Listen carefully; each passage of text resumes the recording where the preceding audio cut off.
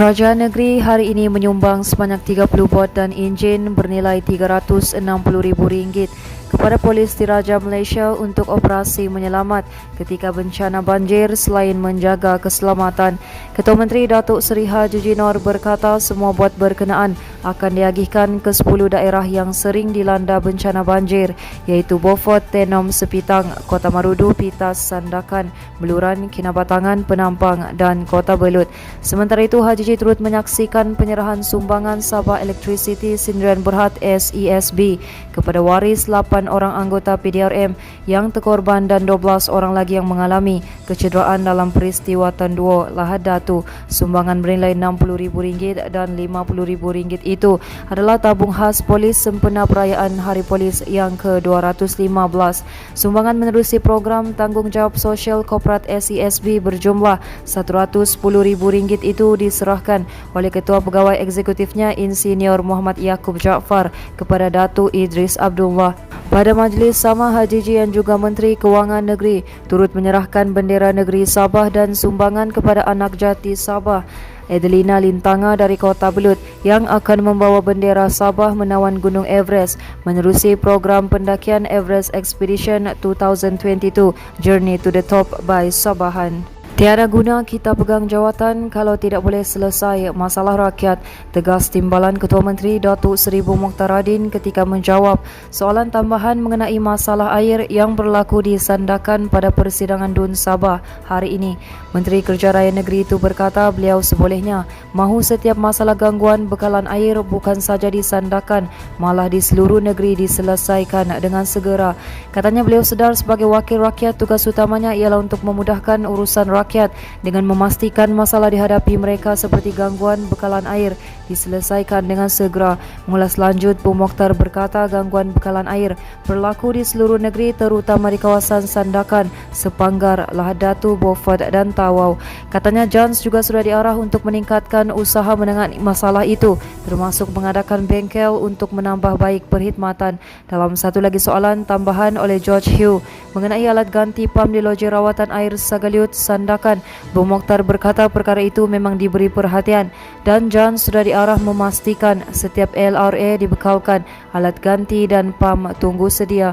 Terdahulu ketika menjawab soalan asal Datuk Frankie Pun Meng Fung mengenai punca kekerapan gangguan bekalan air di Sandakan, Bu Mokhtar berkata ketika ini hanya satu daripada 4 pam di LRA yang membekal air ke daerah itu yang berfungsi sepenuhnya. 3 pam lagi katanya sedang dinaik taraf bermula pertengahan tahun lalu hingga akhir tahun ini dengan 2 daripadanya sudah siap dipasang. Selain itu katanya gangguan bekalan air yang sering berlaku di sesetengah kawasan bandar Sandakan turut disebabkan masalah set jana kuasa di tangki pra-pemendapan LRA Kinabatangan yang mana tangki pra-pemendapan masih lagi bergantung sepenuhnya kepada sumber tenaga sistem jana kuasa. Manakala Agensi Anti Dadah Kebangsaan AADK tidak bercadang untuk menjadikan Beaufort sebagai pusat AADK di pantai barat selatan negeri ini, Menteri Pembangunan Masyarakat dan Kesejahteraan Rakyat Datuk Insinyur Syahelmi Yahya berkata pihaknya mengambil maklum berhubung kesukaran bagi membendung penyalahgunaan dadah yang dialami masyarakat khususnya di Beaufort. Berita jenayah, angkara cemburu seorang lelaki sanggup menetak leher isterinya sehingga mati di bilik sewa pasangan terbabit di tingkat 3 Jalan Segama Kota Kinabalu malam tadi. Mangsa berusia 23 tahun itu ditemui berlumuran darah terbaring di atas tilam oleh polis lepas suaminya sendiri menghubungi talian kecemasan 999 sebelum memaklumkan menetak isterinya dengan pisau jam 11.47 malam. Ketua Polis Daerah Kota Kinabalu Assistant Commissioner Muhammad Zaidi Abdullah berkata siasatan awal mendapati kejadian berlaku kira-kira jam 10.50 malam selepas suspek dikatakan bertengkar dengan isterinya. Katanya suspek yang berang kemudian menuju ke dapur lalu mengambil pisau sebelum bertindak menyerang mangsa. Akibat daripada serangan itu, mangsa mengalami cedera di leher kanan, muka, tangan dan luka di perut. Mangsa ditemui dalam keadaan terbaring dan disahkan meninggal dunia oleh pegawai Kementerian Kesihatan Malaysia. Beliau berkata susulan itu polis dari bahagian siasatan jenayah Ibu Pejabat Polis Daerah Kota Kinabalu bertindak menahan suspek yang masih berada di lokasi kejadian. Motif kejadian dipercayai cemburu, namun siasatan lanjut masih dijalankan bagi mengenal pasti puncanya. Suspek sendiri yang menghubungi talian kecemasan 999 dan memaklumkan telah menetak isterinya dengan pisau sehingga mati dan hendak menyerah diri. Muhammad Zaidi berkata pemeriksaan lanjut di lokasi kejadian merampas sebilah pisau dan parang pemotong daging dan salah satunya dipercayai digunakan suspek ketika kejadian. Tambahnya suspek berusia 31 tahun yang bekerja sebagai buruh binaan dibawa ke IPD Kota Kinabalu untuk siasatan lanjut.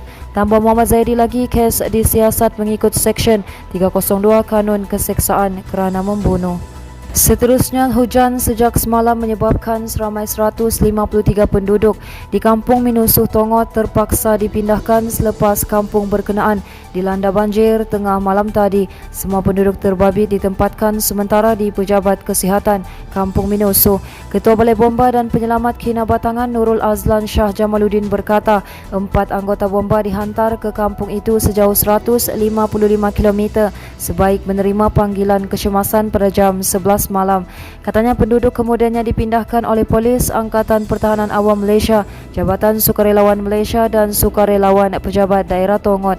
Menurutnya penempatan berkenaan hanyalah sementara dan setakat ini belum ada pusat pemindahan sementara PPS rasmi dibuka. Tambahnya pihaknya masih menjalankan pemantauan berhubung kejadian itu dan akan memaklumkan perkembangan dari semasa ke semasa.